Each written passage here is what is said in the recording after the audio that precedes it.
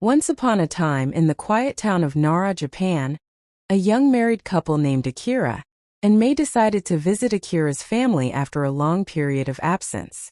It had been over 3 years since their wedding, and they hadn't returned to see Akira's family since. Life had been busy, work, personal matters, and the everyday pressures of modern Tokyo life had kept them away. But now, with a break in their schedules, they made the trip back to Akira's ancestral home. The house, nestled in the rolling hills and surrounded by ancient temples and sacred forests, was a symbol of tradition and stability. Akira's family had lived there for generations, and it held the weight of many lifetimes of history. The house itself was an old wooden structure with sliding paper doors, tatami floors, and a peaceful garden filled with carefully trimmed bonsai trees and koi ponds. It was a stark contrast to the bustling city life Akira and May were used to.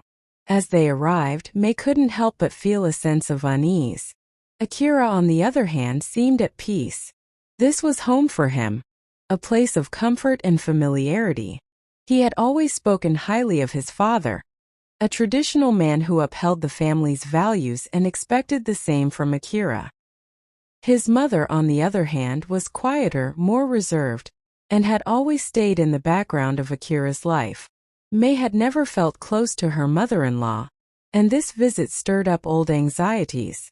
The couple was greeted warmly by Akira's mother, Mrs. Tanaka, a petite woman in her 60s, with kind eyes but a stern demeanor.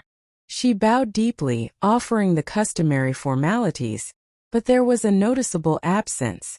Akira's father, Mr. Tanaka, was not there to greet them. "Where is father?"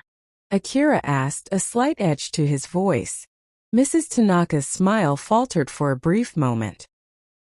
"He's away on business," she replied, her voice steady but lacking the warmth one might expect when explaining the absence of a husband. Akira nodded, accepting the explanation, but May noticed a flicker of something in Mrs. Tanaka's eyes. It was a fleeting look of relief, or perhaps even resignation.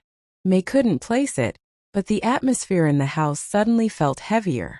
Over the next few days, the couple settled into the routine of family life in the Tanaka household. Mrs. Tanaka was hospitable, but there was an unmistakable distance between her and May. Conversations were polite but never personal, and there was a tension that May couldn't shake.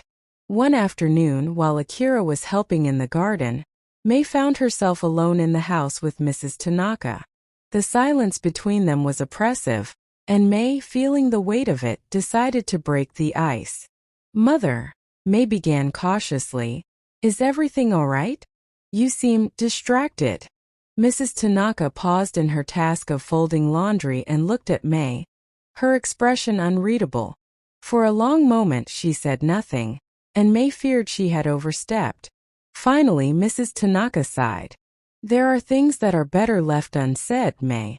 But since you are family now, perhaps it is time you know." May felt a chill run down her spine. She hadn't expected such a response. "What do you mean?" she asked, her voice barely above a whisper. Mrs. Tanaka sat down, her movements slow and deliberate. "Akira's father. He's not just away on business. He left May. He left us." May's heart skipped a beat. "He left? But why?" Mrs. Tanaka's eyes softened, and for the first time, May saw the deep sorrow that the woman had been hiding. "Our marriage was never as perfect as it seemed. Your father-in-law has always been a man of pride, of tradition. But he found someone else, a younger woman from the city. He left us to be with her." The revelation hit May like a ton of bricks. She had always seen Akira's father as a pillar of strength, the very embodiment of Japanese tradition and family values. To hear that he had abandoned his family was shocking. "I didn't want to burden Akira with this," Mrs. Tanaka continued, her voice trembling. "He looks up to his father so much, and I couldn't bear to shatter that image for him. But now, I don't know what to do." May sat down beside her mother-in-law, feeling an unexpected wave of sympathy. "Does Akira know?" she asked softly. Mrs. Tanaka shook her head. No. I've kept it from him, hoping that his father would come back.